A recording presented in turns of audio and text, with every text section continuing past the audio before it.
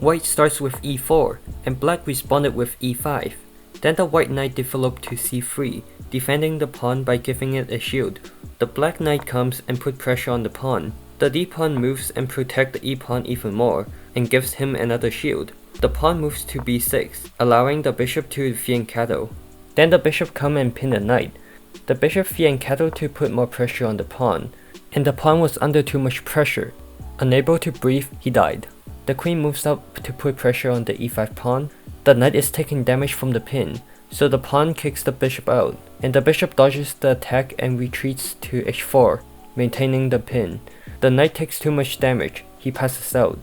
The pawn moves to g5, kicking out the bishop again. The bishop dodged the attack again, and goes back to g3. The pawn advances to h5. Then the king feels unsafe and builds a castle. The pawn moved to h4. He trapped the bishop in a cage. The bishop stole the key from the pawn and escaped to g4. The pawn moved to g3 to attack the pawn, but the bishop snipes the rook with a gun. The queen sees a free pawn, but because of inflation, the price went up.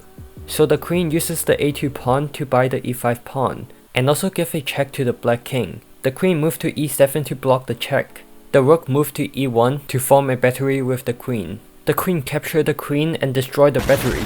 The rook takes back and gives another checkmark to the king. The bishop goes to e7 to block the check. The bishop goes to h3, forming another battery. The pawn takes g3. Now the rook have an open file, and he uses the open file to look at the criminal record of the white king. The knight put more pressure on the pinned bishop. The bishop died because there was too much pressure.